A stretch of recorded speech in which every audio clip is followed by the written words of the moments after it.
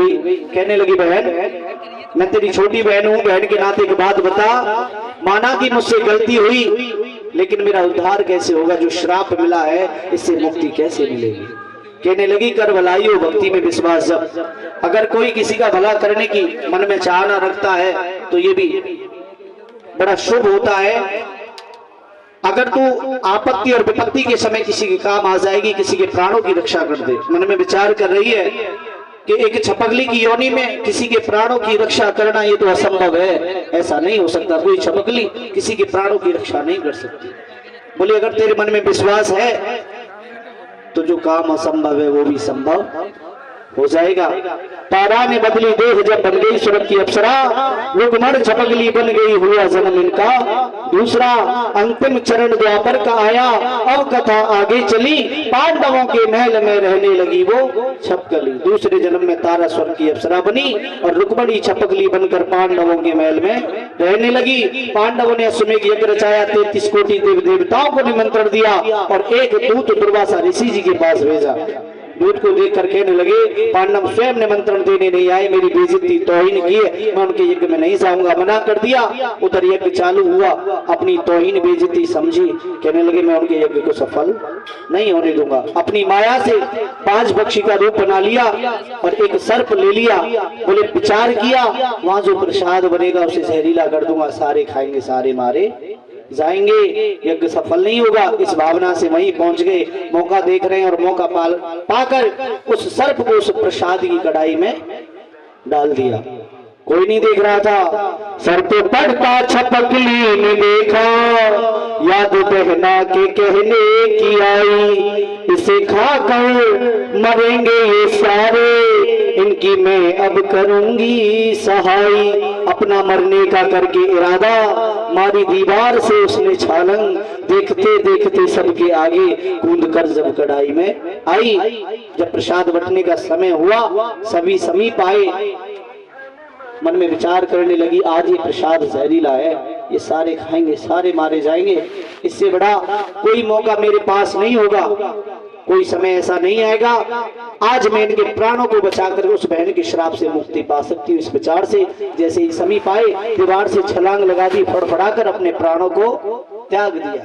कहने लगे छपकली तूने सारा प्रसाद जहर बना दिया, अच्छा नहीं किया, जब हम तुझे श्राप देते हैं तू अगले जन्म में किसी नीच योनि में जन्म लेगी। कहने लगे प्रसाद को ऐसी जगह डाल दो कोई जीव जंतु ना खाए, किसी की हत्या ना हो। सर्प पिघल गया, सर्प की हड्डी रह गई मांसर।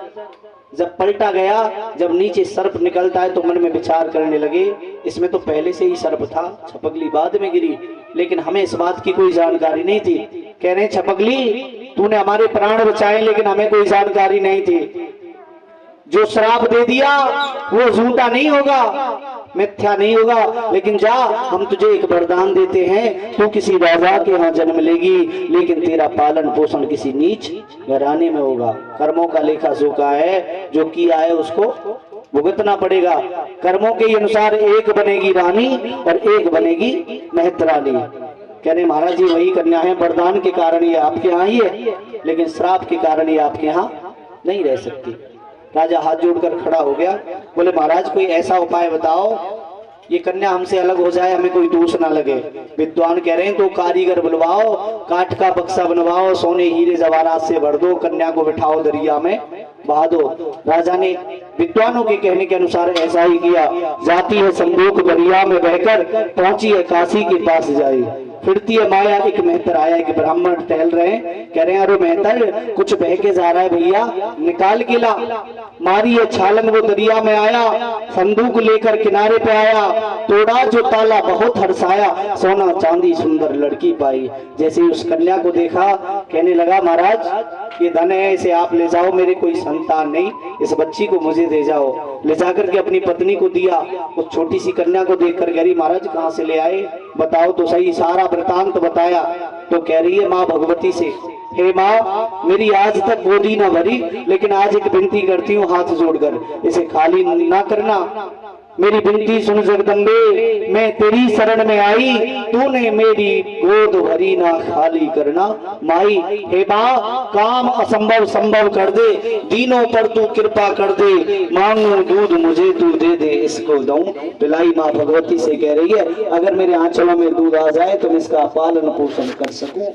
विनती सुन खुश हुई माँ माया, उसके यहाँ संभव भी संभव होता है।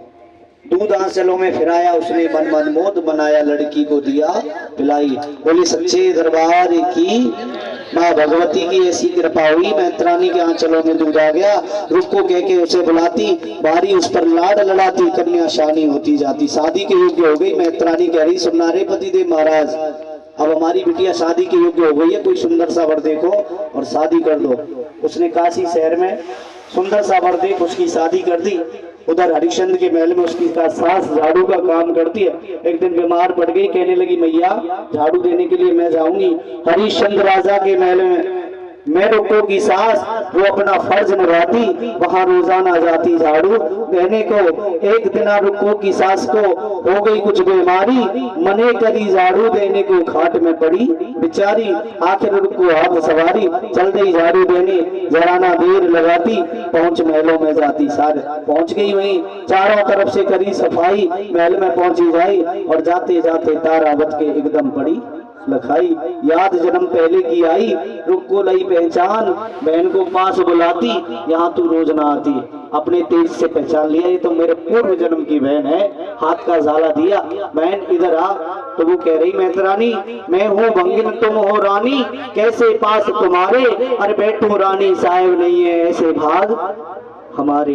बैठन को मत करो इशारे, मैं तो अपने मन में बहुत सक्षाती जाती, अधम है मेरी जाति, मैं तो अधम जात की नारी हूँ, भला आपके पास कैसे बैठूं।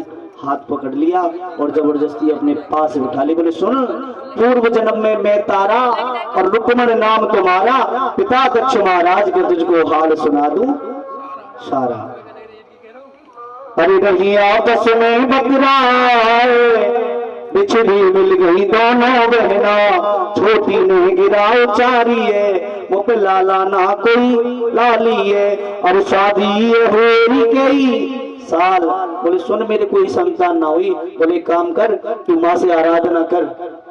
माँ के सामने कहती है, मैया अगर मेरे कोई संतान हो जाए और वो 5 वर्ष की हो जाए तो मैं तेरा जागरण करवाऊंगी। माँ भगवती की ऐसी कृपा हुई, लड़का हुआ। अब जब लड़का हुआ तो खुशी इतनी हुई, अरे वो लड़का बरस 5 का हो गया, वो लड़का बरस 5 का हो गया, और ना किया जागरण भूल हो गई। उसके लड़के के 6 चक निकल आई है, उसके लड़के के 6 चक निकल आई है, ओ देवी मैया की तिरछी नजर हो गई। काफी डेली दवाई ना फायदा हुआ, जितनी दवा दिलाए बच्चा उतना बीमार होता जाए। परेशान हो गई, मन में विचार किया, महल में बड़े बड़े वैद्य पहुंच गई, रानी से बहन का नाता है, जाकर दिखाया तो उसने विचार किया और पूछा, एक बात बता, कभी कोई पूजन किया उसमें गलती तो ना की? कह रही मैंने कभी कोई पूजन किया ही नहीं, तो गलती होगी कहाँ से? एक बार जागरण बोला था वो भी किया नहीं है। बोले तू तो बड़ी भोली है, जागरण बोल के भूल गई। कह रही कि गलती ना की, एक काम कर, अपने बेटे के ऊपर 1.25 रुपए का उतारा कर दे, तेरा बेटा ठीक हो जाएगा। गई और मंदिर पर गई, पंडित जी कह रही महाराज कल को मेरे आपको जागरण करना है। मना कर दिया, हम तेरे यहाँ नहीं आएंगे। एक काम कर, तू 5 रुपया दे जा, तेरे यही जागरण है जा, है तू अधम जात की नार, तेरे घर नहीं सकते आई, हम तेरे यहाँ नहीं आ सकते। बोले महाराज आप कैसी बात कर रहे हैं, वहाँ ऊंच नीच ना कोई, उसे भजे से उसका होई, सच्चा अम्बे का दरबार। वहाँ ऊंच नीच का नाता नहीं होता, वहाँ तो सब समान होते हैं। बोले जब समान होते हैं तो एक काम कर, तू शहर की रानी को अपने यहाँ बुला ले, हम तेरे यहाँ जागरण कर देंगे। बोलो सच्चे दरबार की। गौरा बोली शिव शंकर से स्वामी कथा सुनाए दो मोए, और भोले जी तो कथा सुना में गौरा जी गई सोए। उमा के पड़ गए सोता ऊकरा है जी। अच्छा, बोलो सच्चे दरबार की जय। नींद तो आती है, सुबह का टाइम है। और आइए, वैसे समझ में आ रहा है